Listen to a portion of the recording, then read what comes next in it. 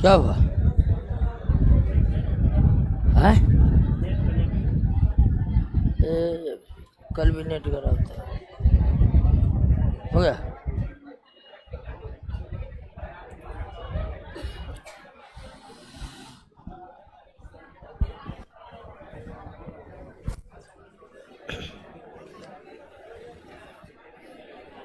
चलिए अब ध्यान दीजिए, शांत हो जाए ना जी। क्या बार बोलना पड़ेगा? शांत हो जाइए। बातचीत कर रहे हैं, पढ़ना है कि नहीं है? नौकरी हो नहीं रहा, आप लोग बातचीत में मगन है। चौथा चैप्टर पिछले क्लास में समाप्त हो गया, तो बोलने दीजिए पूरा।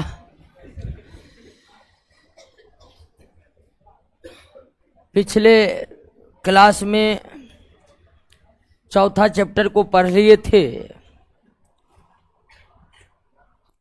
और 4 नंबर चैप्टर तक सभी को प्रश्न याद हो गया है।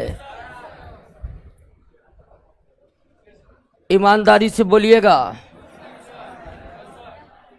और बिना प्रश्न याद किए किसी को नौकरी होने नहीं जा रहा है, ये बात कौन कर सुन लीजिए। आपको शक है कि इतना क्वेश्चन कोई नहीं याद कर सकता है, तो आपके सामने ऐसे स्टूडेंट को हम खड़ा कर सकते जिसको सारा का 20,000 क्वेश्चन होंठ पर है। 20,000 और हमारे नोट्स में मात्र 20,000 क्वेश्चन है, जिसको 1.5 साल में आपको रटना है। इसलिए और केमिस्ट्री में खासकर जमा करना बिल्कुल भी नहीं है, और किसी भी चैप्टर में हर चैप्टर की रणनीति यही बनाइए। चैप्टर खत्म, उससे रिलेटेड सारे प्रश्न क्लियर हो जानी चाहिए। सारे प्रश्न, एक भी छूटेगा मेरिट में छटेगा। समझे कि नहीं समझे? हाँ, सारा का सारा प्रश्न। अब बहुत है कि प्रश्न याद नहीं होता है। अब याद नहीं होता है तो याद नहीं होने का सबसे बड़ा कारण बैठकर पढ़िएगा तब नहीं याद होगा। खरा खरा याद हो सकता है? नहीं हो सकता। तो याद नहीं होता है, इसका सबसे बड़ा कारण है कि आप बैठकर याद नहीं करते, यह सबसे बड़ा कारण है। दूसरा सबसे बड़ा कारण है कि आपके पढ़ने में निरंतरता नहीं है, कंटिन्यूटी नहीं है। और तीसरा बड़ा कारण आप खुद है, आप नौकरी के प्रति उतने ज्यादा एकाग्रचित नहीं है जितने आपको होनी चाहिए। आपको लगता है कि नौकरी नहीं भी होगा तो जिंदगी चलबे करेगा। अगर इस तरह का सोच है तो निश्चित तौर पर पढ़ने मन नहीं लगेगा। तो याद नहीं होने के 3 कारण है। एक, बैठकर पढ़ना नहीं। दूसरा, पढ़ने में निरंतरता नहीं होना, एक दिन पढ़े दूसरा दिन नहीं पढ़े, तीसरा दिन भर दिन पढ़े भूखे पढ़े, चौथा दिन भर दिन सोए क्योंकि तीसरा दिन पहले पढ़े थे। तो इस तरह के रूटीन से बिल्कुल अपने आप को मुक्त कीजिए, पढ़िए। सारा समय आपके जिंदगी का अभी पढ़ने के पीछे कुर्बान कीजिए। उसके बाद देखिए आपका नौकरी आपके हाथों में होगा, मतलब आपको ही होगा। इसीलिए चौथा चैप्टर समाप्त हो गया है और सब नौकरी करने वाले लड़के चारों चैप्टर का क्वेश्चन याद कर लिया होगा। और जो याद नहीं किए हैं उसको हम इस सप्ताह का मौका देते हैं, सैटरडे तक का, संडे तक का दे देते हैं। क्या संडे तक का मौका दे रहे हैं? संडे तक पूरा याद कर लीजिएगा, वरना सोमवार की क्लास में हम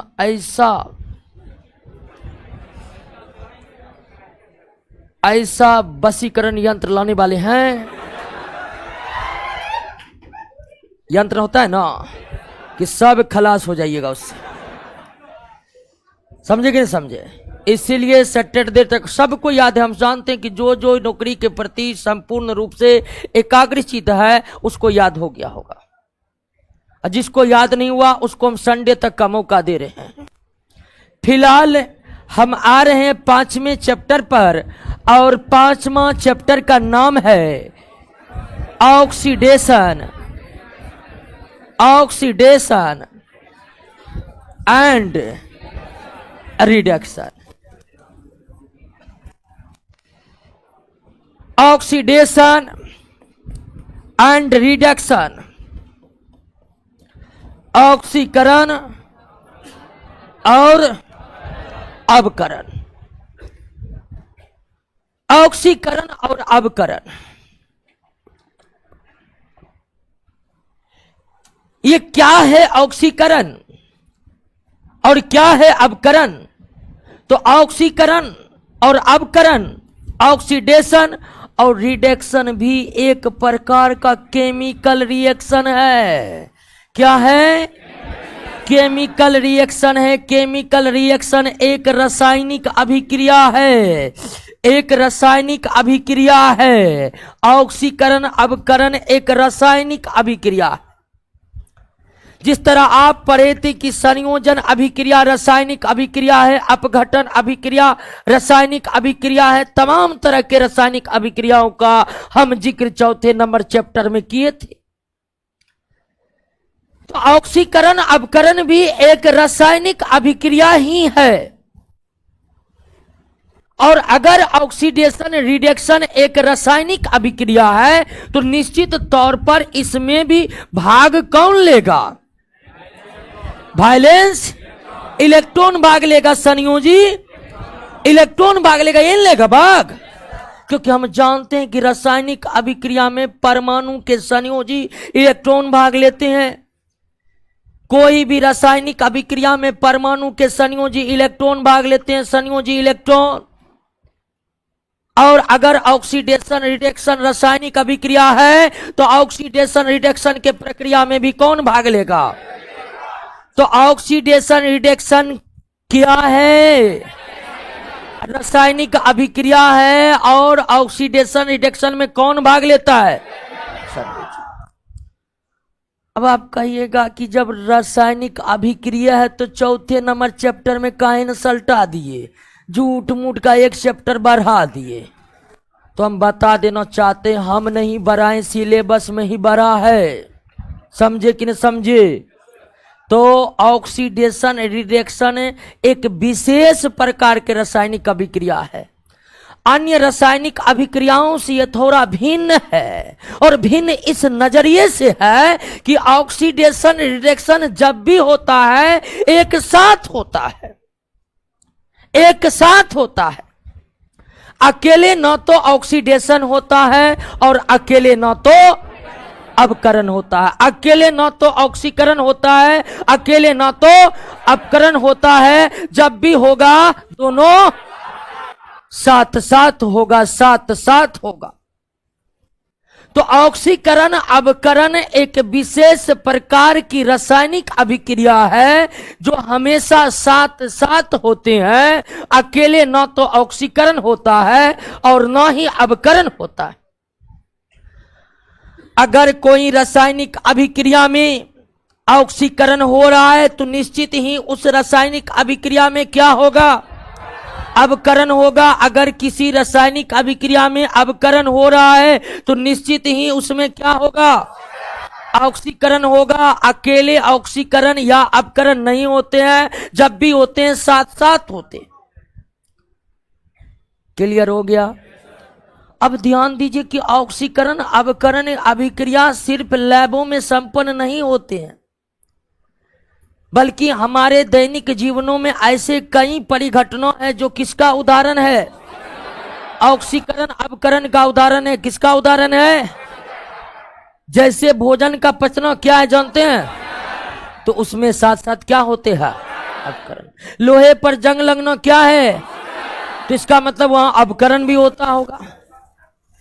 तो आम जिंदगी में कई ऐसे उदाहरण हमारे पास हैं, जैसे लोहे में जंग लगना, किसी पदार्थ का जलना, कंपोस्ट खाद का बनना, शरीर में भोजन का पचना, ये तमाम अभिक्रियाएं जो है ये ऑक्सीकरण अवकरण अभिक्रिया है। तो ऑक्सीकरण अवकरण अभिक्रिया केवल लैबों में नहीं संपन्न करवाई जा सकती है, बल्कि ये अभिक्रियाएं हमारे शरीर में संपन्न होते हैं, ये हमारे पर्यावरण में लगातार घटित होते रहते।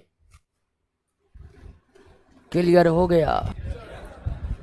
अब ध्यान दीजिए कि ऑक्सीकरण अवकरण जब भी होगा, ऑक्सीकरण अवकरण जब भी होगा साथ साथ ही होगा, लेकिन समझने के दृष्टिकोण से हम पहले अलग अलग समझ लेते हैं।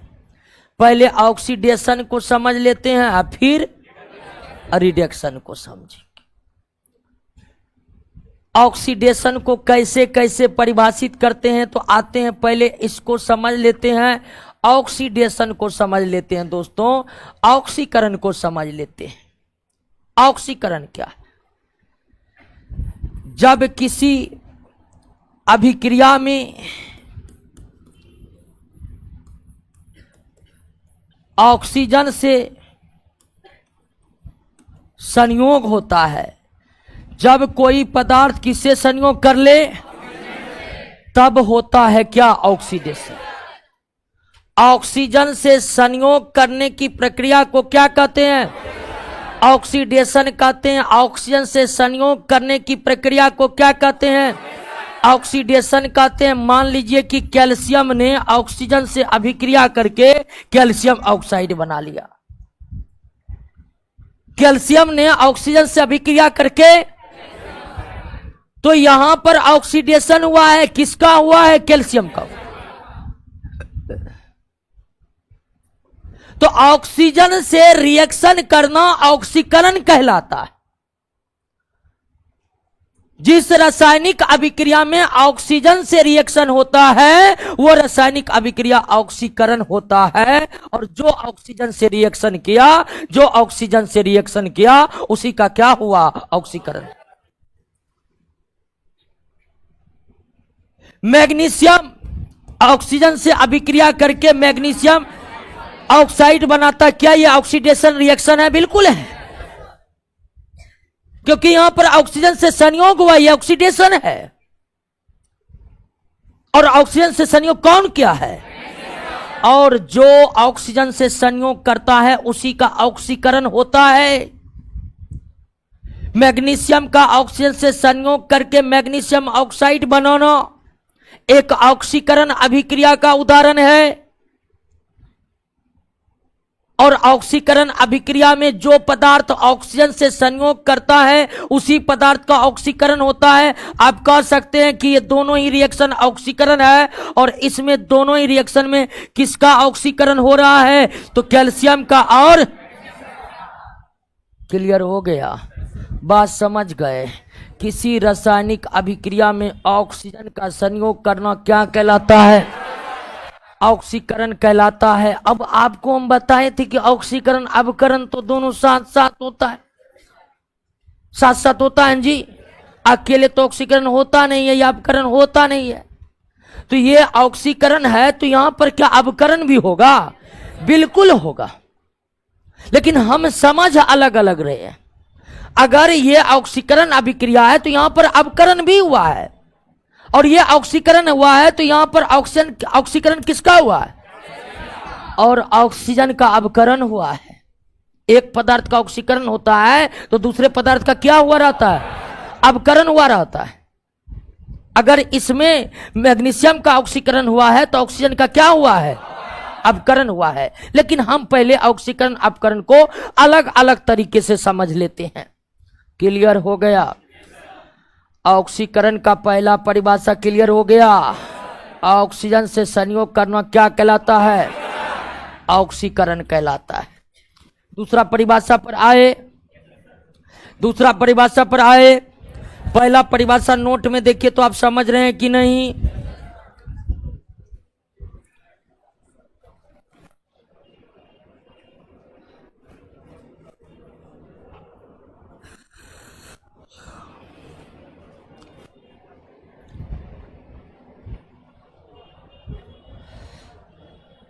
क्लियर? कोई दिक्कत नहीं। दूसरा परिभाषा, किसी रासायनिक अभिक्रिया में हाइड्रोजन परमाणु का निकास, निकास मतलब एग्जिट, बाहर चल जाना। अगर किसी रासायनिक अभिक्रिया में किसी यौगिक का हाइड्रोजन परमाणु निकल गया तो वह ऑक्सीकरण अभिक्रिया कहलाता है, और जिस यौगिक का हाइड्रोजन परमाणु निकलेगा ऑक्सीकरण अभिक्रिया में, उसी का ऑक्सीकरण हुआ है। समझ गए कि ना? अगर किसी रासायनिक अभिक्रिया में, अगर किसी रासायनिक अभिक्रिया में किसी यौगिक का हाइड्रोजन परमाणु विस्थापित हो जाते हैं तो वो एक ऑक्सीकरण अभिक्रिया है, और जिस यौगिक के अणु से हाइड्रोजन परमाणु विस्थापित होते हैं उसी यौगिक का ऑक्सीकरण हुआ रहता है। अगर मान लीजिए कि हाइड्रोजन सल्फाइड है और हाइड्रोजन सल्फाइड की अभिक्रिया हम क्लोरीन से करवा दें तो क्लोरीन बहुत ज्यादा अभिक्रियाशील होने के कारण सल्फर को डिस्प्लेस करके हाइड्रोक्लोरिक अम्ल बना लेगा और सल्फर मुक्त हो जाएगा। बैलेंस नहीं है रिएक्शन, रिएक्शन सही है। आप क्या देख रहे हैं कि हाइड्रोजन सल्फाइड में हाइड्रोजन अलग होकर सिर्फ क्या बचा है? सल्फर। क्या इस रासायनिक अभिक्रिया में हाइड्रोजन सल्फाइड का हाइड्रोजन अलग हुआ है? हाइड्रोजन का अलग होना क्या कहलाता है? ऑक्सीकरण कहलाता। और जिसका हाइड्रोजन अलग हुआ है उसी का क्या हुआ है? उसी का क्या हुआ है? ऑक्सीकरण हुआ है, उसी का ऑक्सीकरण हुआ है। ठीक उसी तरह अगर हम H2O की अभिक्रिया, H2O की अभिक्रिया सोडियम से करवा दी तो बनता है सोडियम हाइड्रोक्साइड, और H2 क्या हो जाता है? अलग हो जाता है। H2 क्या हो जाता है? अलग हो जाता है। नहीं, यहां पर तो हाइड्रोजन का ऑक्सीजन अलग हो गया है। ये रिएक्शन एग्जाम्पल में फिट नहीं करेगा, ध्यान दीजिए। हाइड्रोक्लोरिक अम्ल की अभिक्रिया अगर फ्लोरीन से करवा दे तो HF अलग हो जाएगा और क्या निकल जाएगा? क्लोरीन। यहां पर भी हाइड्रोक्लोरिक अम्ल का हाइड्रोजन अलग होकर क्लोरीन बचा है कि नहीं बचा है? बताइए, बचा है कि नहीं बचा है दोस्तों? तो हाइड्रोजन अलग हुआ है कि नहीं हुआ है? हाइड्रोजन का अलग होना क्या कहलाएगा? और पूछ देगा कि इस रासायनिक अभिक्रिया में किसका ऑक्सीकरण हुआ है? हाइड्रोक्लोरिक अम्ल का किसका ऑक्सीकरण हुआ है? हाइड्रोक्लोरिक अम्ल का ऑक्सीकरण हुआ है। क्यों? तो हाइड्रोक्लोरिक अम्ल का हाइड्रोजन हट करके कहीं और चला गया है, अकेला क्लोरीन बच गया है। क्लोरीन से हाइड्रोजन अलग हुआ है। हाइड्रोजन का अलग होना, हाइड्रोजन का अलग होना क्या कहलाता है? ऑक्सीकरण कहलाता है। कोई दिक्कत? ऑक्सीजन से संयोग करना क्या है? ऑक्सीकरण है। हाइड्रोजन का विस्थापित होना क्या है? ऑक्सीकरण है। हाइड्रोजन से का विस्थापित होना भी ऑक्सीकरण है, और ऑक्सीजन से संयोग होना भी ऑक्सीकरण है। ऑक्सीजन से संयोग होना भी ऑक्सीकरण है। अगला परिभाषा पर आते हैं। तीसरा, अगर किसी रासायनिक अभिक्रिया में विद्युत ऋणात्मक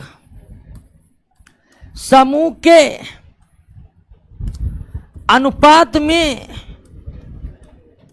वृद्धि होती है, विद्युत ऋणात्मक समूह के अनुपात में वृद्धि होती है तो ऑक्सीकरण हुआ रहता है। ऑक्सीकरण वह रासायनिक अभिक्रिया है जिसमें ऑक्सीजन से संयोग होता है। ऑक्सीकरण वह रासायनिक अभिक्रिया है जिसमें किसी यौगिक का हाइड्रोजन विस्थापित होता है। ऑक्सीकरण वह रासायनिक अभिक्रिया है जिसमें किसी यौगिक में विद्युत ऋणात्मक तत्व के समूह का अनुपात क्या होता है? बढ़ जाता है। यौगिक में विद्युत ऋणात्मक समूह के अनुपात में वृद्धि होना क्या कहलाता है? ऑक्सीकरण। विद्युत ऋणात्मक समूह के अनुपात में वृद्धि होना क्या कहलाता है? ऑक्सीकरण कहलाता है। अब कहिएगा ये विद्युत ऋणात्मक तत्व है क्या? ये बात तो बता चुके हैं। जो नॉन मेटल होते हैं, अधातु होते हैं, वो क्या होते हैं? विद्युत ऋणात्मक। अधातु में इलेक्ट्रॉन ग्रहण करने की क्षमता होती है, अधातु में इलेक्ट्रॉन ग्रहण करने की क्षमता होती है, और जिसमें इलेक्ट्रॉन ग्रहण करने की क्षमता होती है वही क्या होते हैं? तो विद्युत ऋणात्मक के जगह आप नॉन मेटल भी लिख सकते हैं, विद्युत ऋणात्मक के जगह आप नॉन मेटल भी लिख सकते हैं। उदाहरण के लिए कि आप मान लीजिए कि अभिक्रिया करवाए जिंक का सल्फ्यूरिक एसिड से, यह रिएक्शन कैसे कंप्लीट होगा? जो 4 नंबर ठीक से पढ़ा है पकड़ लेगा कि अब क्या होगा, क्या होगा? बिल्कुल बिल्कुल, यहां डिस्प्लेसमेंट रिएक्शन होगा Zn-SO4। और जब जिंक की अभिक्रिया सल्फ्यूरिक अम्ल से होती है तो जिंक सल्फेट और हाइड्रोजन बनते हैं। इस अभिक्रिया में आप देखिए कि जिंक के साथ कोई विद्युत ऋणात्मक तत्व है। जिंक अभिक्रिया से पहले जिंक के साथ कोई विद्युत ऋणात्मक तत्व है नहीं ना है, लेकिन अभिक्रिया के बाद जिंक के साथ सल्फेट बढ़ गया है। सल्फेट बढ़ गया कि नहीं बढ़ गया? सल्फेट में सल्फर अधातु, ऑक्सीजन अधातु, यानी कि यह विद्युत ऋणात्मक है। सल्फेट, कार्बोनेट, सल्फाइड, ये सब विद्युत ऋणात्मक है। अधातु या अधातु का समूह विद्युत ऋणात्मक होते हैं। जिंक के साथ एक भी विद्युत ऋणात्मक समूह नहीं था, लेकिन अभिक्रिया के बाद एक सल्फेट इसके साथ बढ़ गया है। कहने का मतलब है दोस्तों कि जिंक में विद्युत ऋणात्मक तत्व का अनुपात बढ़ गया है, यानी जिंक का क्या हो गया है? ऑक्सीकरण हो गया है। जिंक का क्या हो गया है? ऑक्सीकरण हो गया है। जिंक का क्या हो गया है? ऑक्सीकरण हो गया है। ठीक उसी तरह अगर फेरस क्लोराइड, ये फेरस क्लोराइड है, इसकी क्लोरीन से अभिक्रिया करते हैं तो फेरिक क्लोराइड बनता है। अगर फेरस क्लोराइड की अभिक्रिया क्लोरीन के साथ अगर आप करवाइए तो फेरिक क्लोराइड बनता है। FeCl2 को फेरस क्लोराइड पढ़ते हैं और FeCl3 को फेरिक क्लोराइड पढ़ते हैं। अभिक्रिया बैलेंस नहीं है, लेकिन अभिक्रिया में देखिए कि अभिक्रिया से पहले क्लोरीन के कितने अणु थे और अभिक्रिया के बाद कितने हो गए? अभिक्रिया से पहले क्लोरीन के कितने अणु थे, अभिक्रिया के बाद कितने हो गए?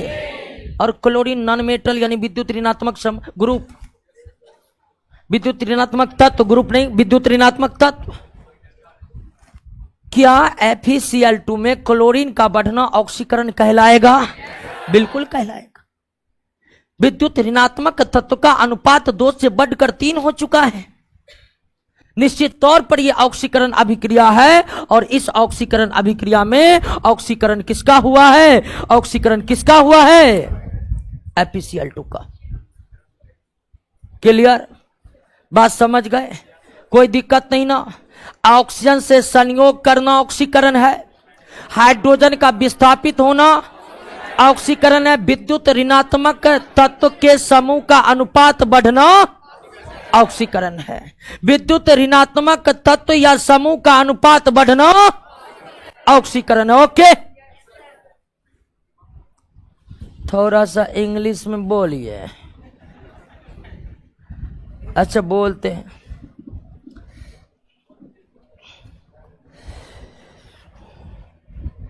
तीन परिभाषा हो गया ना? चौथा परिभाषा, चौथा परिभाषा। अब यह देखिए कि ऑक्सीकरण में विद्युत ऋणात्मक तत्व के समूह का अनुपात क्या हो गया? बढ़ गया। बढ़ गया ना? और अगर ऑक्सीकरण में विद्युत ऋणात्मक इलेक्ट्रोनिगेटिविटी, अगर ऑक्सीडेशन में विद्युत ऋणात्मक इलेक्ट्रोनिगेटिव तत्व का अनुपात बढ़ा है तो ऑक्सीकरण वह अभिक्रिया है जिसमें विद्युत धनात्मक तत्व यानी इलेक्ट्रोपॉजिटिव एलिमेंट, और इलेक्ट्रोपॉजिटिव एलिमेंट कौन होते हैं? धातु होते हैं। इलेक्ट्रोपॉजिटिव एलिमेंट क्या होते हैं? धातु होते हैं। धातु इलेक्ट्रॉन त्यागने की प्रवृत्ति रखते हैं और धातु इलेक्ट्रॉन को त्याग करके पॉजिटिव यानी कि धन आयन बन जाते हैं।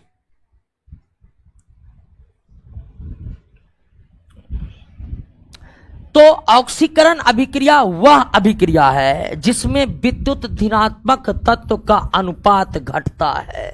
विद्युत धनात्मक तत्व का अनुपात घटता है। विद्युत धनात्मक तत्व का अनुपात घटता है। ऑक्सीडेशन वह अभिक्रिया है जिसमें विद्युत धनात्मक तत्व का इलेक्ट्रोपॉजिटिव एलिमेंट का अनुपात क्या होता है? घटता है। क्या होता है? घटता है। HgCl2 मर्क्यूरस क्लोराइड और इसकी प्रतिक्रिया जब क्लोरीन से होता है तो ये HgCl2 बन जाते हैं। क्या बन जाते हैं? HgCl2 बन जाते हैं। मर्क्यूरस क्लोराइड की अभिक्रिया जब क्लोरीन से होते हैं तो मर्क्यूरिक क्लोराइड बनाते हैं। ये आ से वो एक। अभी इस अभिक्रिया में देखिए कि आप यहां पर पारा Hg पारा की परमाणु संख्या कितनी है? और पारा जो है धातु है जिसके परमाणु संख्या अभिक्रिया से पहले कितनी है और अभिक्रिया के बाद पारा के परमाणु संख्या 1। यह पारा का अनुपात घटा या बढ़ा है? क्या हुआ है? घटा है। यानी विद्युत ऋणात्मक तत्व के समूह का अनुपात क्या हो गया है? घट गया है। सॉरी, विद्युत धनात्मक तत्व पारा विद्युत धनात्मक तत्व क्योंकि पारा धातु है। पारा विद्युत धनात्मक तत्व क्योंकि पारा धातु है और धातु का अनुपात घटा है तो विद्युत धनात्मक तत्व का अनुपात घट गया। तो क्या यह ऑक्सीडेशन होगा? बिल्कुल होगा। और ये अगर ऑक्सीडेशन है तो इसमें ऑक्सीडेशन किसका हुआ है? Hg2Cl2 का ऑक्सीडेशन हुआ क्योंकि जिसका घटेगा उसी का ऑक्सीकरण होगा। क्लियर है? बात को समझ गए? ऑक्सीकरण अभिक्रिया में ऑक्सीजन से संयोग होता है। ऑक्सीकरण अभिक्रिया में हाइड्रोजन का निकास होता है। ऑक्सीकरण अभिक्रिया में विद्युत ऋणात्मक तत्व का अनुपात बढ़ता है।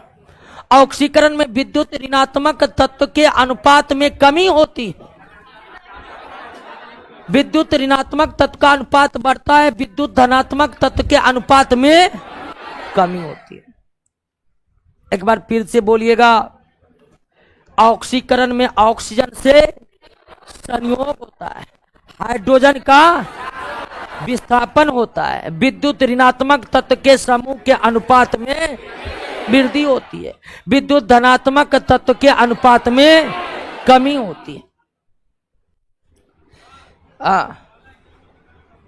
क्या पहला?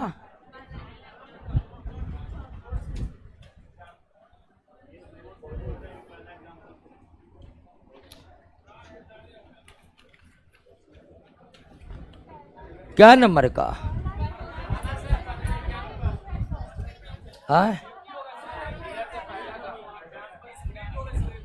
पहला।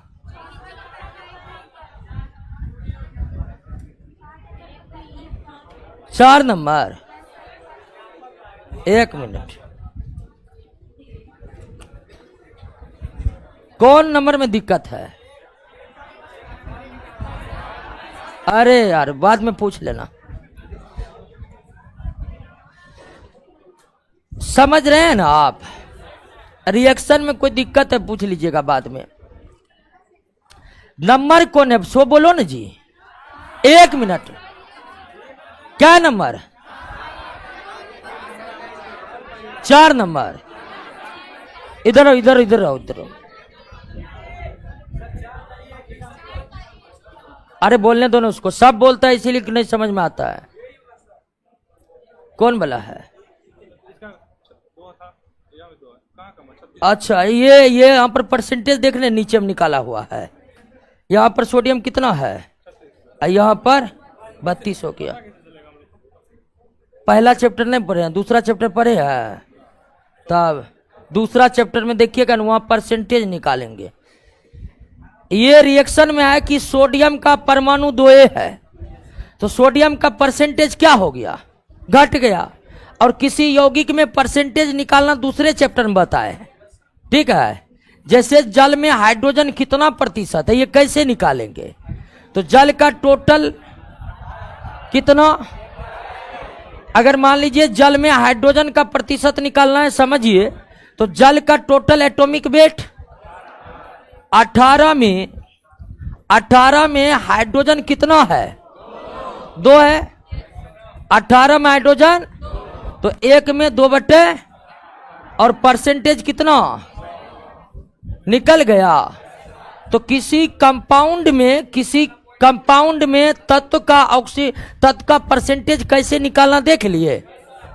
तो कभी कभी विद्युत ऋणात्मक तत्व का अनुपात में कमी, विद्युत ऋणात्मक तत्व के अनुपात में कमी, या विद्युत ऋणात्मक तत्व के अनुपात में वृद्धि, या विद्युत धनात्मक तत्व के अनुपात में कमी को परसेंटेज के आधार पर दिखाया गया है।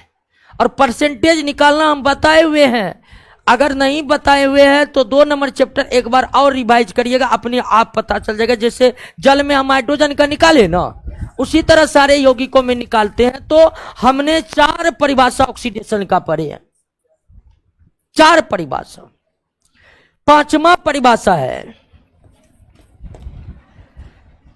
परिभाषा है कि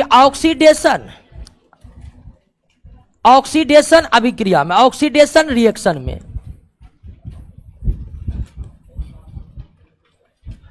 ऑक्सीडेशन रिएक्शन में किसी भी तत्व की वैलेंसी क्या हो जाती है? वैलेंसी क्या होती है? बढ़ जाती है। वैलेंसी क्या होती है? बढ़ जाती है। अब इसको याद ही रखना है, वैलेंसी का बढ़ना ऑक्सीडेशन है। अगर किसी रासायनिक अभिक्रिया में वैलेंसी बढ़ जाए, जैसे कि अभी आप फेरस क्लोराइड की अभिक्रिया क्लोरीन से करवाए थे तो फेरिक क्लोराइड बना था। यहां पर अगर लोहा की वैलेंसी देखिएगा तो +2, यहां पर लोहा की वैलेंसी +3 है, यहां पर लोहा की वैलेंसी +2 है, यहां पर लोहा की वैलेंसी +3 है। तो लोहा की वैलेंसी बढ़ा कि नहीं बढ़ा है?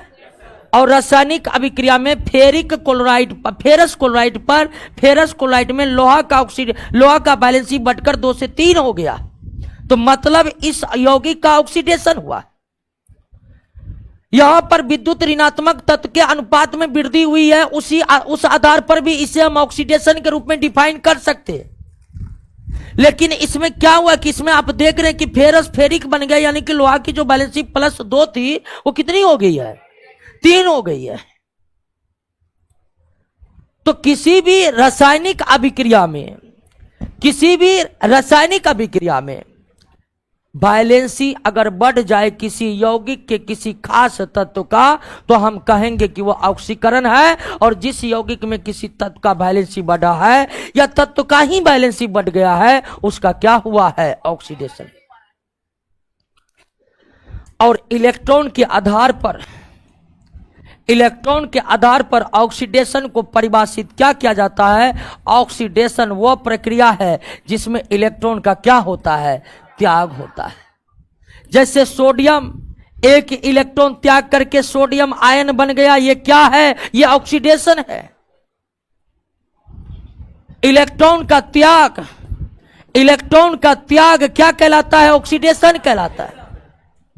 अगर डायरेक्ट ये भी प्रश्न आया हुआ है कि सोडियम का सोडियम आयन में परिवर्तित हो जाना ऑक्सीडेशन है कि रिडक्शन है? ऑक्सीडेशन है। ये कोई रिएक्शन नहीं है, हम बता रहे हैं आपको। तो ऑक्सीकरण एक ऐसी रासायनिक अभिक्रिया है जिसमें इलेक्ट्रॉन का त्याग होता है, या इलेक्ट्रॉन त्यागने की प्रवृत्ति ऑक्सीकरण करने वाली प्रवृत्ति होती है। क्लियर हो गया? ये 6 परिभाषा आप याद रखिएगा, 6 परिभाषा।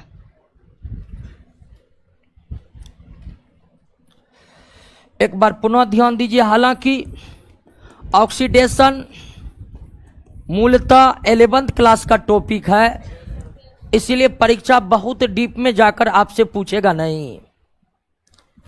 जो भी पूछेगा वो क्वेश्चन में है ही, और परिभाषिक शब्द ही बहुत ज्यादा पूछे जाते हैं।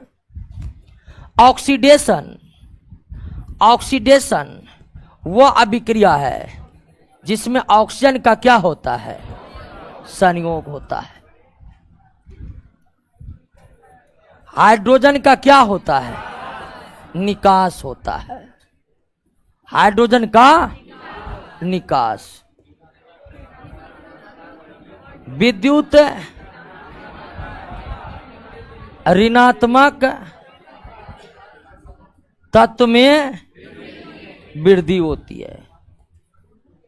विद्युत ऋणात्मक तत्व में, और विद्युत ऋणात्मक में वृद्धि होगा तो विद्युत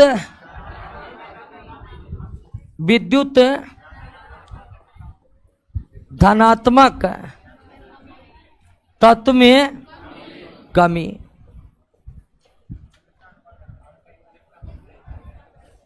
वैलेंसी का बढ़ना।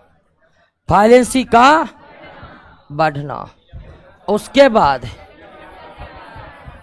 इलेक्ट्रॉन का त्याग। इलेक्ट्रॉन का, तो हम ऑक्सीडेशन को कितने आधार पर परिभाषित कर सकते हैं?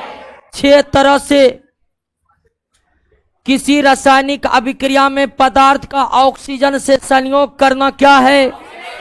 ऑक्सीडेशन है। किसी रासायनिक अभिक्रिया में पदार्थ का हाइड्रोजन निष्कासित होना क्या है? ऑक्सीडेशन है। किसी रासायनिक अभिक्रिया में विद्युत ऋणात्मक तत्व का अनुपात बढ़ना क्या है? ऑक्सीडेशन। किसी रासायनिक अभिक्रिया में विद्युत धनात्मक तत्व के अनुपात में कमी होना भी क्या है? ऑक्सीडेशन। वैलेंसी बढ़ना क्या है? इलेक्ट्रॉन का त्याग क्या है? कोई दिक्कत? अब ध्यान दीजिए कि इलेक्ट्रॉन का त्याग, ऑक्सीकरण वह प्रक्रिया है, ऑक्सीडेशन वह प्रक्रिया जिसमें इलेक्ट्रॉन का क्या होता है? त्याग होता है। ऑक्सीडेशन में हाइड्रोजन का क्या होता है? ऑक्सीडेशन में विद्युत ऋणात्मक तत्व के अनुपात में वृद्धि होती है। ऑक्सीडेशन में विद्युत धनात्मक तत्व में कमी होती है। ऑक्सीडेशन में वैलेंसी में। क्लियर हो गया? अब किसी भी तरह से घुमा फिरा के देते रहता है क्वेश्चन। अब किसी भी तरह को घुमा फिरा के दे, क्वेश्चन बनेगा कि नहीं बनेगा? तीसरा नंबर क्वेश्चन देखिए तो नोट काप से बन रहा है कि नहीं बन रहा है? ऑक्सीडेशन रिडक्शन का पीडीएफ नहीं मिला था।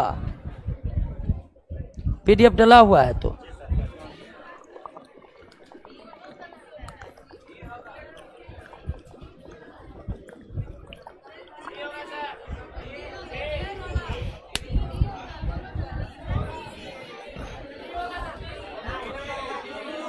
एक मिनट।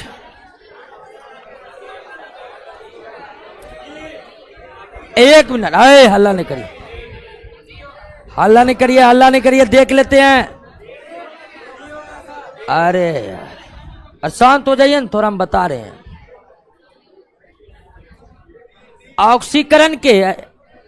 ऑक्सीकरण के दौरान विद्युत धनात्मक सत्व के समूह के अनुपात में वृद्धि होती है। गलत है। अपकरण के दौरान विद्युत ऋणात्मक समूह के अनुपात में कमी होती है। अपकरण वाला सही है, ठीक है। अपकरण वाला क्या है? चलिए अच्छा 5 नंबर बनाइए तो।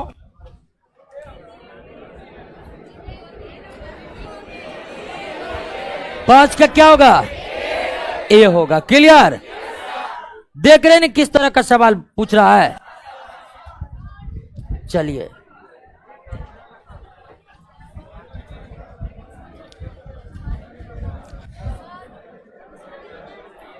क्या?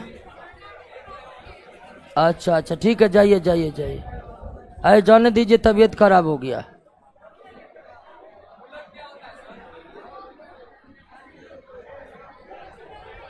जाइए जाइए, ज्यादा दूर नहीं ना घर जी।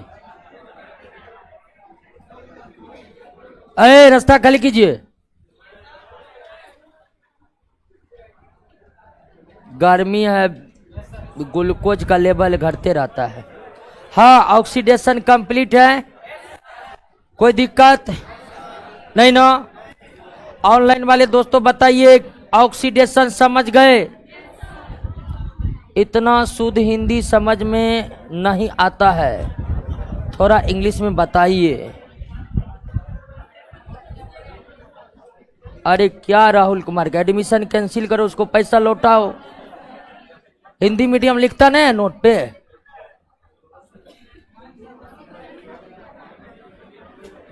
हटा। चलिए, जिनको शुद्ध हिंदी समझ में नहीं आता है एडमिशन कैंसिल कराकर इंग्लिश मीडियम कोचिंग में जाकर पढ़िए। आइए, झूठ अरे हल्ला मत करिए, झूठ में उतना बता रहे हैं उसके बाद हिंदी नहीं समझ में आ रहा। नहीं हिंदी समझ में आ रहा तो इंग्लिश मीडियम आप गए थे काहे नहीं। चलिए ध्यान दीजिए, अब ऑक्सीडेशन समझ गए, ऑक्सीडेशन समझ गए ना। अब आइए oxidising agent. Oxidising agent, oxidising agent, oxidising agent यानी क्या? ऑक्सीकारक। ध्यान दीजिएगा, ऑक्सीडाइजिंग एजेंट यानी कि ऑक्सीकारक क्या है? अभी आप ऑक्सीकरण पढ़े कि ना? ऑक्सीकारक ऐसा पदार्थ है, ऐसा पदार्थ है जो रासायनिक अभिक्रिया में, रासायनिक अभिक्रिया में दूसरे पदार्थ का ऑक्सीकरण करवा देते हैं।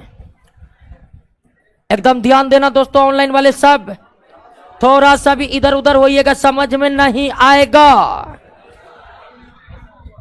ऑक्सीकारक एक ऐसा पदार्थ है जो रासायनिक अभिक्रिया में दूसरे पदार्थ का ऑक्सीकरण करवाते हैं। ऑक्सीकारक का काम ऑक्सीकरण करवाना है। ऑक्सीकारक पदार्थ का काम ऑक्सीकरण करवाना, ऑक्सीकरण करवाना है। किसका? तो दूसरे का। ऐसा पदार्थ जो रासायनिक अभिक्रिया में दूसरे पदार्थ का ऑक्सीकरण करवाते हैं, वही पदार्थ क्या कहलाते हैं? ऑक्सीकरण करवाने वाला क्या कहलाता है? ऑक्सीकारक कहलाता है। ऑक्सीकरण करवाने वाला क्या कहलाता है? ऑक्सीकारक कहलाता है, ऑक्सीकारक कहलाता है। क्लियर? बस समझ गए? अब ध्यान दीजिएगा, इसको एग्जाम्पल पर समझना है। हमने कार्बन की अभिक्रिया ऑक्सीजन से करवा दी, क्या बन गया? Carbon dioxide. अब कार्बन इस यहां पर ऑक्सीडेशन हो रहा है, बताइए। बिल्कुल हो रहा है, ऑक्सीजन से रिएक्शन हो रहा है तो ऑक्सीडेशन हो ही नहीं रहा है। अगर ऑक्सीजन से अभिक्रिया हो रही है तो ऑक्सीकरण हो रही है, तो यहां पर तो ऑक्सीकरण हो ही रहा है, यह विशुद्ध ऑक्सीकरण है। और अगर इसी अभिक्रिया में पूछ दे किसका ऑक्सीकरण हो रहा है, तो कार्बन का ऑक्सीकरण हो रहा है। बिल्कुल, आपको बताएं कि जो ऑक्सीजन से संयोग करता है उसी का क्या होता है? ऑक्सीकरण होता है। तो कार्बन का यहां क्या हो रहा है? ऑक्सीकरण हो रहा है। और कार्बन का अगर ऑक्सीकरण हो रहा है तो करवा कौन रहा है? ऑक्सीजन नहीं करवा रहा है। अगर कार्बन का ऑक्सीकरण हो रहा है तो ये ऑक्सीकरण करवाया किसके द्वारा जा रहा है? दूसरा तो कोई है ही नहीं, जो करवाएगा यही करवाएगा। यानी कि कार्बन का ऑक्सीकरण हो रहा है और ये जो ऑक्सीजन है ना, ये ऑक्सीकरण करवा रहा है। और जो ऑक्सीकरण करवा रहा है वही क्या है? ऑक्सीकारक। वही क्या है? ऑक्सीकारक है। क्लियर हो गया? यानी यहां पर ऑक्सीजन किसकी भूमिका में है? ऑक्सीकारक की भूमिका में है, क्योंकि रासायनिक अभिक्रिया में यह किसी दूसरे पदार्थ यानी किसका क्या कर दिया है? ऑक्सीकारक ऐसे पदार्थ हैं जो रासायनिक अभिक्रिया में किसी दूसरे पदार्थ का क्या कर देते हैं? ऑक्सीकरण कर देते हैं। क्लियर हो गया? अब आप ध्यान दीजिए, जिंक की अभिक्रिया H2SO4 से करवाने पर H2SO4 पर जिंक सल्फेट और H2 बनता है, और यहां पर भी ऑक्सीकरण हो रहा है। जो जिंक में विद्युत ऋणात्मक समूह था ही नहीं, अभिक्रिया के बाद क्या हो गया? बढ़ गया, अति बढ़ गया। तो यहां पर आप निश्चित रूप से कहिएगा कि जिंक का क्या हुआ है? जिंक का क्या हुआ है? और इस रासायनिक अभिक्रिया में अगर जिंक का ऑक्सीकरण हो रहा है तो कार्बा कौन रहा है? यानी यह क्या है? ऑक्सीकारक है। यह क्या है? ऑक्सीकारक। क्लियर हो गया? एक बार और पकड़िए।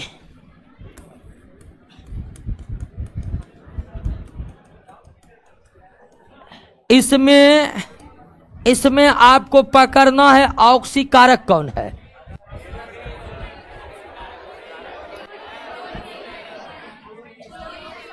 कौन है इसमें ऑक्सीकारक? पहले समझिए ऑक्सीकरण किसका हुआ है।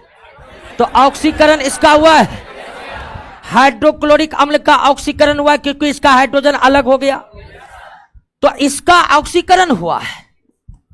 और इसका ऑक्सीकरण हुआ है तो कार्बा कौन रहा है? जो कार्बाता वही क्या होता है? ऑक्सीकारक होता है। क्लियर है दोस्तों? रासायनिक अभिक्रिया में वो पदार्थ जो किसी दूसरे पदार्थ का ऑक्सीकरण करवा देते हैं उसे हम क्या कहते हैं? ऑक्सीकारक पदार्थ कहते हैं। उसे क्या कहते हैं? ऑक्सीकारक पदार्थ कहते हैं। उसे ऑक्सीकारक पदार्थ कहते हैं। क्लियर हो गया? अब ध्यान दीजिए, ऑक्सीकरण के कितने परिभाषा पढ़े थे? कितने? 6 परिभाषा पढ़े थे। तो ऑक्सीकारक को भी हम कई परिभाषा के मदद से परिभाषित कर सकते हैं, कई परिभाषा के मदद से। सबसे पहला परिभाषा, ऑक्सीकरण करवाने वाला क्या कहलाता है? और आप ये बात जानते हैं कि ऑक्सीकरण होता तब है जब ऑक्सीजन संयोग करता है। तो ऑक्सीजन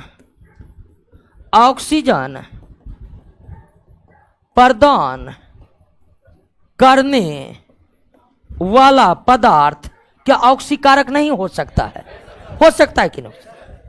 एक पदार्थ जो ऑक्सीजन दे रहा है, जिसको दे रहा है उसका ऑक्सीकरण हो जाएगा कि नहीं हो जाएगा?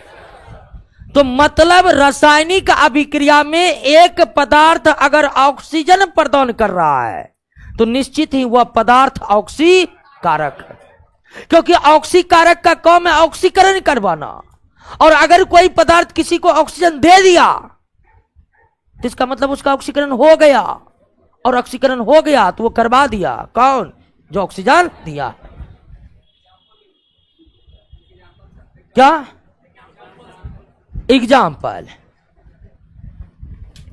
एग्जाम्पल कॉपर ऑक्साइड की प्रतिक्रिया कार्बन सोने पर कॉपर और कार्बन मोनोक्साइड बना। कॉपर ऑक्साइड की प्रक्रिया कार्बन से करवाने पर कॉपर और कार्बन मोनोक्साइड बना। अगर इस अभिक्रिया में अगर आपसे पूछा जाए कि ऑक्सीकरण हुआ है तो बिल्कुल हुआ है, क्योंकि कार्बन में एक भी ऑक्सीजन था लेकिन एक ऑक्सीजन बढ़ गया। तो यहां पर कार्बन का क्या हुआ? ऑक्सीकरण हुआ है कि नहीं हुआ है?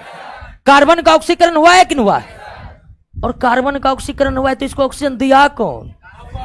ये कॉपर नहीं, कॉपर ऑक्साइड। कॉपर ऑक्साइड बोला लो ऑक्सीजन ले लो, ऑक्सीजन प्रदान कर दिया। और यह ऑक्सीकारक है कि न है कि न है? ये कॉपर ऑक्साइड कार्बन को एक ऑक्सीजन प्रदान करके कार्बन का ऑक्सीकरण करवा दिया।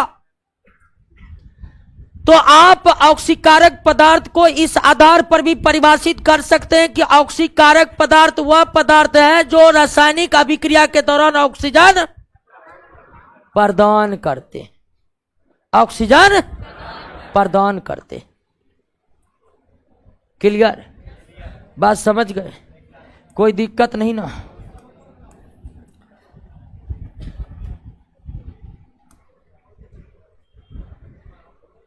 तीसरा तरीका भी है,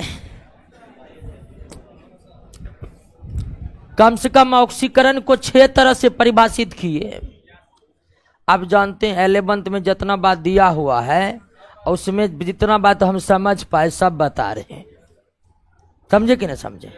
अगर आप 10th क्लास का एनसीईआरटी उठाइएगा तो उसमें एक ही परिभाषा है, ऑक्सीडेशन रिडक्शन का केवल एक परिभाषा है। ये सारे परिभाषा सीधे 11th क्लास के एनसीईआरटी से हम आपको बता रहे हैं। और निश्चित तौर पर आप अगर ठीक से दिमाग स्थिर करके क्लास में बने हैं तो 90% क्वेश्चन अपने आप बनेगा, ये एकदम गारंटी है। तीसरा परिभाषा है कि अगर ऑक्सीकारक पदार्थ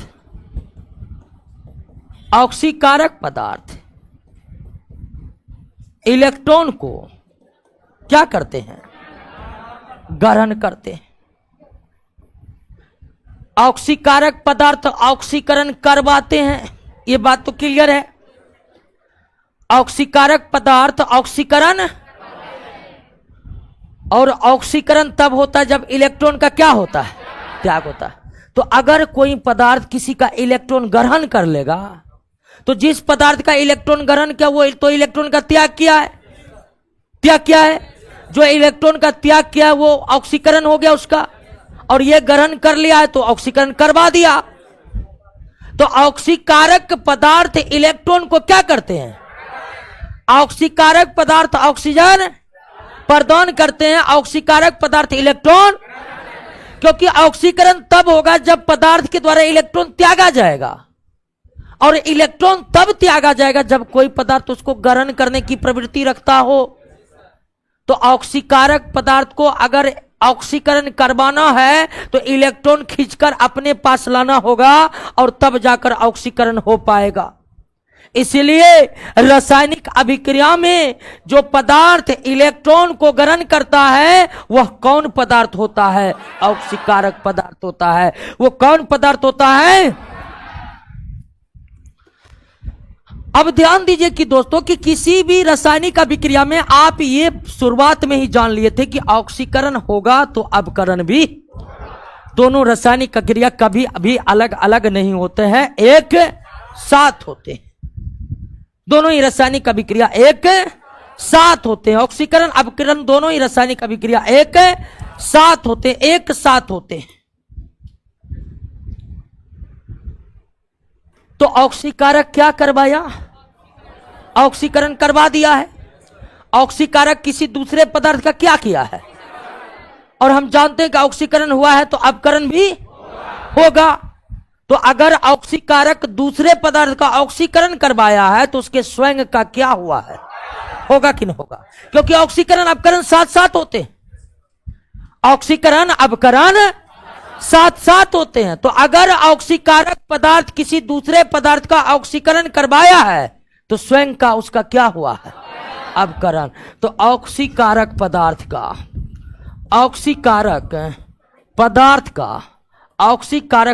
का क्या होता है? अपकरण होता है। ऑक्सीकारक पदार्थ का, एक बार पुनः ध्यान दीजिएगा, ऑक्सीकरण करवाने वाला पदार्थ ऑक्सीकारक। रासायनिक अभिक्रिया में जो पदार्थ किसी दूसरे पदार्थ का ऑक्सीकरण करवा देते हैं वो क्या कहलाते हैं? ऑक्सीकारक। ऑक्सीकारक पदार्थ ऑक्सीजन प्रदान करके ऑक्सीकरण करवाते हैं। अर्थात ऑक्सीकारक पदार्थ में ऑक्सीजन प्रदान करने की क्षमता होती है। रासायनिक अभिक्रिया में जो पदार्थ ऑक्सीजन प्रदान करते हैं वो ऑक्सीकारक होते हैं। ऑक्सीकारक पदार्थ ऑक्सीकरण इलेक्ट्रॉन त्यागने से होता है, तो ऑक्सीकारक पदार्थ इलेक्ट्रॉन ग्रहण करके ऑक्सीकरण करवा देते हैं। तो ऑक्सीकारक पदार्थ इलेक्ट्रॉन को ग्रहण करता है, और चूंकि किसी भी रासायनिक अभिक्रिया में ऑक्सीकरण अपकरण साथ साथ होते हैं, और ऑक्सीकारक किसी दूसरे पदार्थ का ऑक्सीकरण करा चुके हैं, तो निश्चित तौर पर उसके स्वयं का क्या होगा, अपकरण होगा। उसके स्वयं का अपकरण इसलिए होगा कि ऑक्सीकरण अपकरण साथ साथ ही होते हैं, अलग अलग। तो ऑक्सीकारक पदार्थ वह पदार्थ है जो ऑक्सीजन प्रदान करते हैं, जो इलेक्ट्रॉन ग्रहण करते हैं, जो रासायनिक अभिक्रियाओं के दौरान जिसका क्लियर किसका ऑक्सीकारक पदार्थ इलेक्ट्रॉन को क्या करते हैं, ग्रहण करते हैं। इसका उदाहरण तो बाउंड बनते समय कितना इलेक्ट्रॉन ग्रहण बोला बताए थे। बाउंड में सोडियम क्लोरीन, सोडियम 2 8 1 और क्लोरीन 2 8 बताए थे कि इसमें एक जाएगा है। तो इलेक्ट्रॉन ग्रहण कौन किया, क्लोरीन। तो ऑक्सीकारक कौन है, और ऑक्सीकरण किसका होगा, जब इनके बीच अभिक्रिया होगी तो ऑक्सीकरण इसका होगा, और इलेक्ट्रॉन ये ग्रहण कर रहा तो ये ऑक्सीकारक है। क्लियर, कोई दिक्कत। ऑक्सीकारक पदार्थ वो पदार्थ है जो रासायनिक अभिक्रिया में किसी दूसरे पदार्थ का ऑक्सीकरण करवा देते हैं।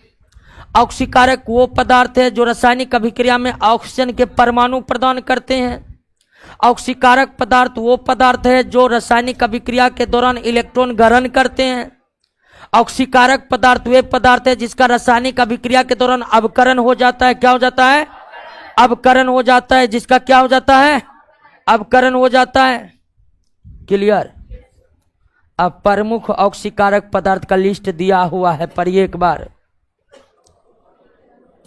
ऑनलाइन वाले दोस्तों बोलिए। कुछ नहीं समझ में आ रहा है।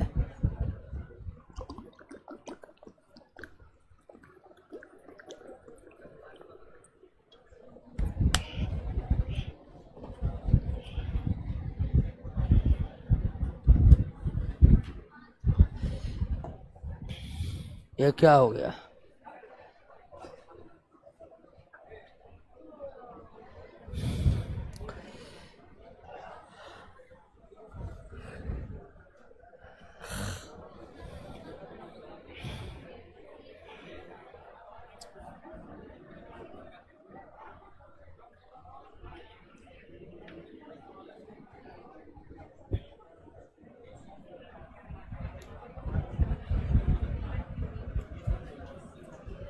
रेडिकल अणुओं के समूह को रेडिकल कहते हैं। जैसे सल्फेट रेडिकल है, कार्बोनेट रेडिकल है, तो यही सब रेडिकल कहलाते हैं। क्लियर। अब दोस्तों ध्यान दीजिएगा,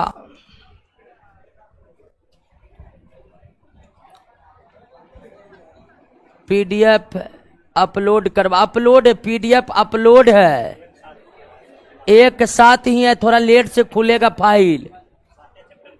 7 चैप्टर तक अपलोड है, 7 चैप्टर तक ही बना है। आइए दोस्तों अब पढ़ते हैं क्या, रिडक्शन, अवकरण। ऑक्सीकरण आपको याद हो गया। अगर ऑक्सीकरण, ध्यान दीजिएगा, ऑक्सीकरण याद हो गया है ना, आवाज छोड़ रहा है क्या?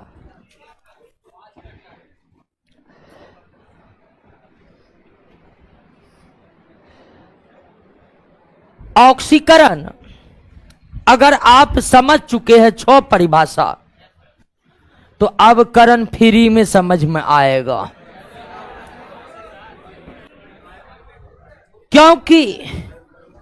क्योंकि ऑक्सीकरण का ठीक उल्टा है क्या, अवकरण।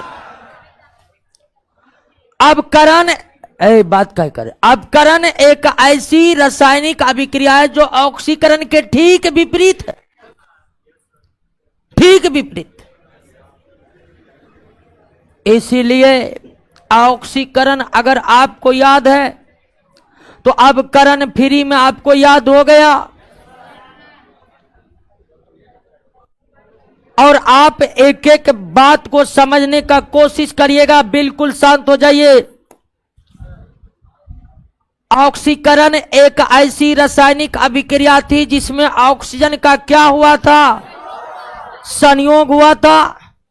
उल्टा कीजिए, अब करण एक ऐसी रासायनिक अभिक्रिया जिसमें ऑक्सीजन क्या होगा, निष्कासन होगा।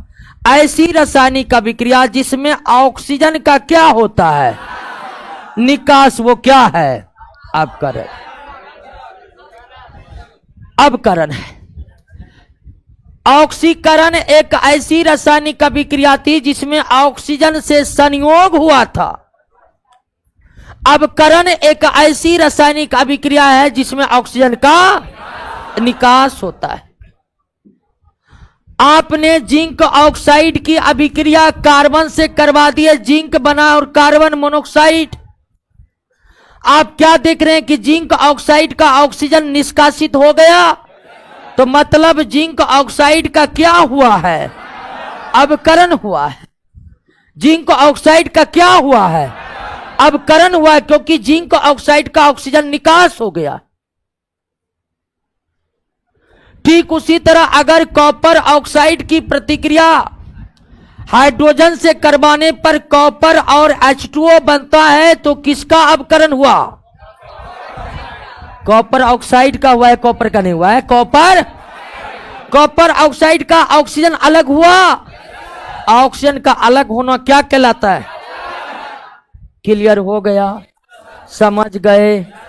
ऑक्सीजन से संयोग होना ऑक्सीकरण है, ऑक्सीजन का निकास होना अपकरण। ऑक्सीजन से संयोग होना ऑक्सीकरण है, ऑक्सीजन का निकास होना अपकरण है। ऑक्सीजन का निकास होना अपकरण है। दूसरा, ऑक्सीकरण का दूसरा परिभाषा क्या था, हाइड्रोजन से संयोग करना, हाइड्रोजन से संयोग करना। हाँ, ऑक्सीकरण एक ऐसी रासायनिक अभिक्रिया थी जिसमें हाइड्रोजन का क्या हुआ था, निकास हुआ था। हाइड्रोजन का निकास। तो अपकरण में उल्टा करिए, हाइड्रोजन से, हाइड्रोजन का निकास ऑक्सीकरण था तो हाइड्रोजन से संयोग अपकरण। जैसे नाइट्रोजन की अभिक्रिया हाइड्रोजन से कराने पर अमोनिया बनता है, यह अपकरण है। और किसका अपकरण हुआ है, नाइट्रोजन का अपकरण हुआ है। हाइड्रोजन की अभिक्रिया क्लोरीन से करवाने पर हाइड्रोक्लोरिक अम्ल बना है, किसका अपकरण हुआ है, क्लोरीन का अपकरण हुआ है, क्योंकि क्लोरीन से हाइड्रोजन जुटा है, नाइट्रोजन से हाइड्रोजन जुटा है। तो ऑक्सीकरण अभिक्रिया में हाइड्रोजन का निकास होता है और अपकरण अभिक्रिया में हाइड्रोजन से संयोग होता है। नाइट्रोजन का हाइड्रोजन से संयोग करना और अमोनिया बनाना अपकरण है, और अपकरण नाइट्रोजन का हुआ है। हाइड्रोजन का क्लोरीन से अभिक्रिया करके हाइड्रोक्लोरिक एसिड बनाना अपकरण है। किसका अपकरण हुआ है, क्लोरीन का अपकरण। ऑक्सीकरण का तीसरा परिभाषा,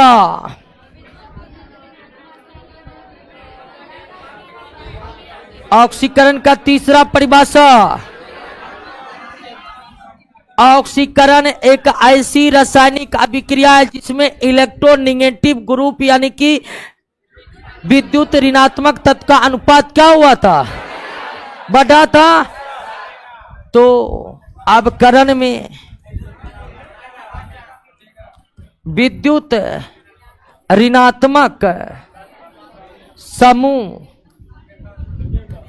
के अनुपात में क्या कमी, विद्युत ऋणात्मक समूह के अनुपात में कमी। उदाहरण के लिए कि आप जिंक सल्फेट का लोहा से अभिक्रिया करवा दिए तो ये बन जाता है जिंक प्लस फेरस सल्फेट। इसमें जिंक का विद्युत ऋणात्मक समूह घटा है, जिंक का सल्फेट यानी कि विद्युत ऋणात्मक समूह हट गया, तो मतलब इसका क्या हुआ है, अवकरण हुआ है। वहीं लोहा का ऑक्सीकरण हुआ है क्योंकि लोहा में विद्युत ऋणात्मक समूह बढ़ गया है। और आप देख रहे हैं ना ऑक्सीकरण अपकरण साथ साथ हो रहा है कि नहीं हो रहा है। तो अगर किसी रासायनिक अभिक्रिया में किसी यौगिक में विद्युत ऋणात्मक समूह का अनुपात घट जाए तो वो अवकरण है। विद्युत ऋणात्मक समूह का अनुपात घट जाए तो वो अवकरण है। विद्युत ऋणात्मक समूह का अनुपात घट जाए तो अवकरण है।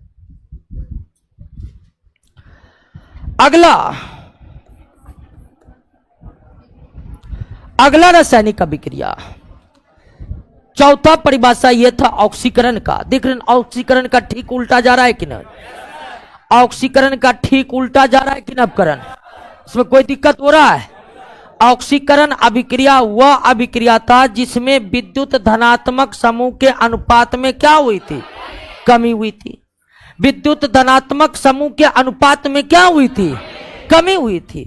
तो अब इसमें क्या है, अवकरण में क्या होगा, विद्युत धनात्मक यानी कि इलेक्ट्रोपॉजिटिव विद्युत धनात्मक तत्व के अनुपात में वृद्धि, विद्युत ऋणात्मक तत्व के अनुपात में क्या वृद्धि, क्या वृद्धि। क्लियर है, बात समझ गए, कोई दिक्कत नहीं ना। अब विद्युत फिर वही Hg वाला फॉर्मूला, ठीक है ना, HgCl2 की अभिक्रिया Cl2 से करवाइएगा तो HgCl2 बन जाता है। ध्यान रखिएगा, इसकी अभिक्रिया इससे करवाइएगा तो ये बन जाता है, यानी Hg2Cl2 का अभिक्रिया Cl2 से करवाने पर HgCl2 और HgCl2 का अभिक्रिया पुनः Cl2 से करवाने पर HgCl2। और दोनों ही होगी कि ये है मर्क्यूरस, सॉरी ये है मर्क्यूरस और ये है मर्क्यूरी, मर्क्यूरस मर्क्यूरी। तो आप क्या देख रहे हैं कि विद्युत धनात्मक तत्व पारा था जो एक से बढ़कर क्या हो गया, मतलब यहां पर क्या हुआ है, विद्युत धनात्मक तत्व के अनुपात में क्या हो गया है, वृद्धि हो गया है। विद्युत ऋणात्मक तत्व के अनुपात में क्या हो गया है, वृद्धि हो गया है। तो यह अपकरण, और किसका अपकरण हुआ है, HgCl2 का हुआ। किसका अपकरण हुआ है, HgCl2 का हुआ। अगला परिभाषा कि ऑक्सीकरण में संयोजकता में क्या हुई थी, तो अपकरण में संयोजकता में कमी। ऑक्सीकरण में इलेक्ट्रॉन का क्या हुआ था, तो अपकरण में इलेक्ट्रॉन का गरण। क्लियर हो गया, कोई दिक्कत, समझ गए बात को। ऑक्सीकरण अपकरण समझ गए। एक बार कॉलम बना के साथ साथ समझिए। ऑक्सीडेशन,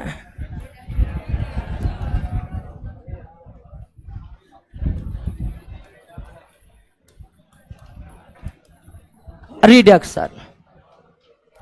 और जिसको थोड़ा कम समझ में आ रहा, टेंशन नहीं लेना, प्रश्न करवाएंगे सब कुछ क्लियर होगा। सब चीज का एक उपाय है प्रश्न।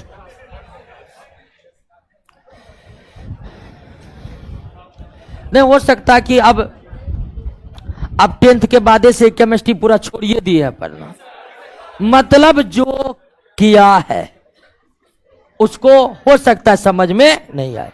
नहीं होता है, केमिस्ट्री बहुत दिन से छोड़े हुए है, लेकिन आपको समझ नहीं भी आए ना, फिर भी आप देखते रहिए कि हो क्या रहा है, ठीक है ना। नहीं आने से बेहतर यही होगा। और बिल्कुल हम कोशिश करते हैं कि हर बात समझ में आए, लेकिन अगर आप 10th के बाद बिल्कुल केमिस्ट्री को छोड़ दिए हैं तो इसको समझने में यहां पर हो सकता थोड़ा प्रॉब्लम हो जाए। और केमिस्ट्री में क्या कि पिछले वाले चैप्टर से लिंकअप ज्यादा रहता है बायोलॉजी की तुलना में, अब जैसे कई लड़के पूछ रहे हैं रेडिकल क्या, और रेडिकल का जिक्र हम 2 नंबर चैप्टर में किए हुए कि रेडिकल परमाणुओं का समूह है जिस पर कोई ना कोई आवेश उपस्थित रहते हैं। आइए, पहला ऑक्सीजन से संयोग और अपकरण में ऑक्सीजन का निकास। क्लियर? हाइड्रोजन का निकास और हाइड्रोजन का संयोग। विद्युत ऋणात्मक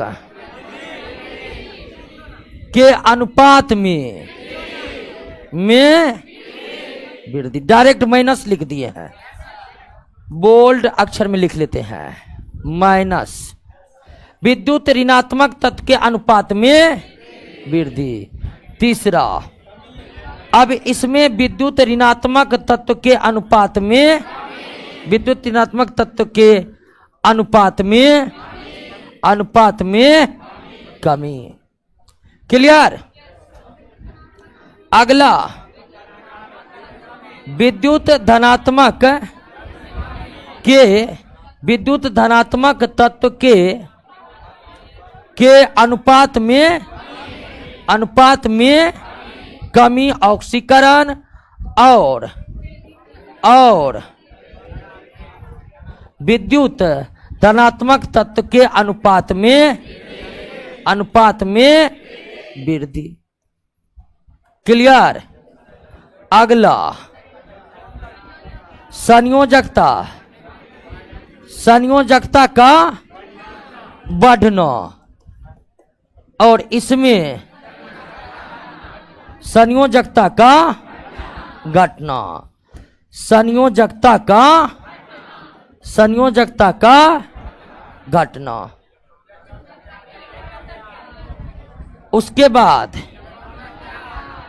इलेक्ट्रॉन का त्याग और अपकरण में इलेक्ट्रॉन का ग्रहण। अब अवकाश नहीं किसी एग्जाम में ऑक्सीकरण अपकरण में आपको कोई दिक्कत होगा। ऑक्सीडेशन में ऑक्सीजन से संयोग होता है, रिडक्शन में ऑक्सीडेशन में हाइड्रोजन का निकास होता है, अपकरण में ऑक्सीजन हाइड्रोजन से, ऑक्सीकरण में विद्युत ऋणात्मक तत्व के अनुपात में, अपकरण में विद्युत ऋणात्मक तत्व के अनुपात में कमी। ऑक्सीकरण में विद्युत धनात्मक तत्व के अनुपात में, अपकरण में विद्युत धनात्मक तत्व के अनुपात में संयोजकता का बढ़ना, ऑक्सीकरण, संयोजकता का घटना, अपकरण। इलेक्ट्रॉन का त्याग, ऑक्सीकरण, इलेक्ट्रॉन का ग्रहण, अपकरण। इलेक्ट्रॉन का त्याग, ऑक्सीकरण, इलेक्ट्रॉन का ग्रहण। क्लियर? बात को समझ गए? चलिए,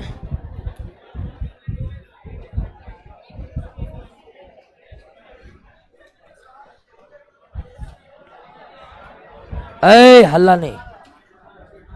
अब कारक पदार्थ, अपकरण समझ गए? कोई दिक्कत नहीं ना? अब कारक,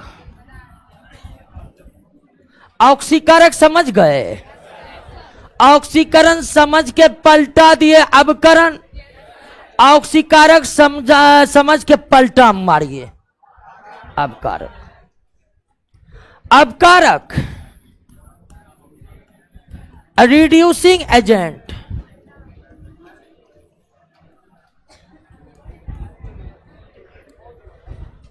अपकारक रिड्यूसिंग एजेंट।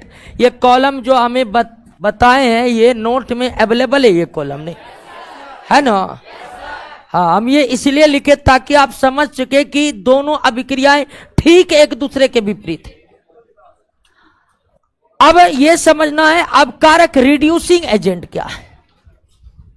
रिड्यूसिंग एजेंट हम आपको बताए कि ऑक्सीकरण अगर आप समझ गए तो उसके ठीक विपरीत गुण वाले अभिक्रिया को अपकरण कहेंगे। और अगर आप ऑक्सीडाइजिंग एजेंट को समझ गए हैं तो उसका ठीक विपरीत गुण वाले पदार्थ क्या होते हैं? रिड्यूसिंग। ठीक विपरीत गुण वाले पदार्थ, ऐसे पदार्थ जो रासायनिक अभिक्रिया में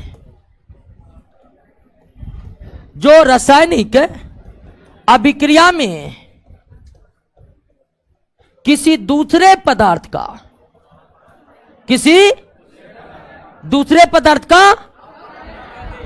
अवकरण कर दे, वो क्या है? अवकारक पदार्थ। यानी ऑक्सीकारक पदार्थ का काम है दूसरे पदार्थ का ऑक्सीकरण करवाना, और अवकारक पदार्थ का काम है किसी दूसरे पदार्थ का अवकरण करवाना। बात को समझ रहे हैं?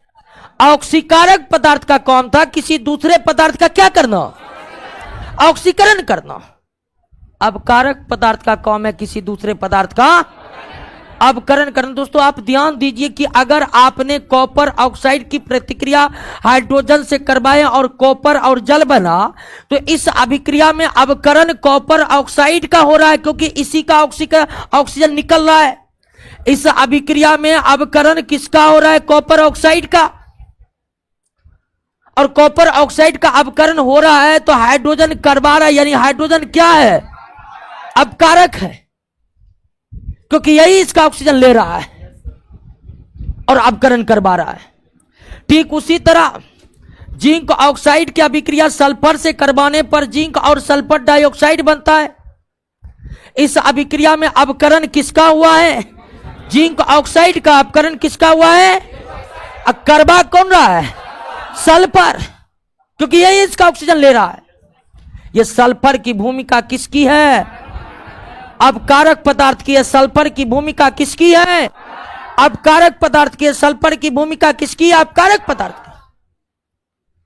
तो रासायनिक अभिक्रियाओं में जो पदार्थ किसी दूसरे पदार्थ का अवकरण करवाते हैं वही पदार्थ अवकारक कहलाते हैं। अवकारक का काम है किसी दूसरे पदार्थ का क्या करवाना?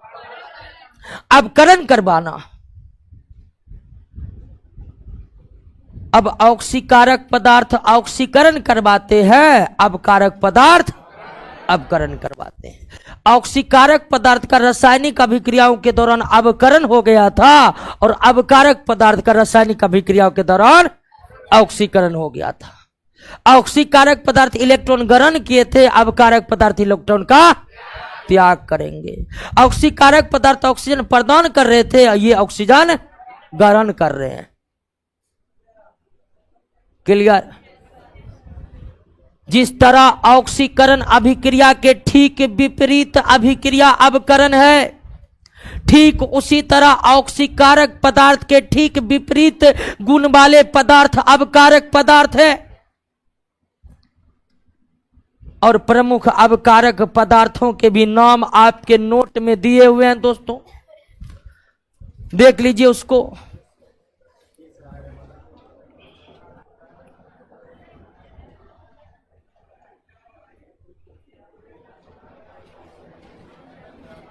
देख लिया? तो उसको क्या कर लीजिएगा? याद कर लीजिएगा।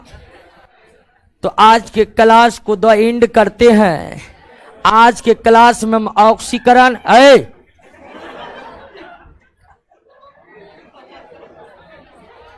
गजब स्थिति। हल्ला वाला कोचिंग न है, हल्ला वाला कोचिंग है, बगले में जाइए वहां एडमिशन लीजिए, हल्ला करिए। मास्टरों हल्ला करता, आप भी हल्ला करिएगा। आराम से शांति रहिए, गंभीर रहिए। वैसे नौकरी बड़ी कठिन चीज है। ठीक है, मिलिए अगले क्लास में।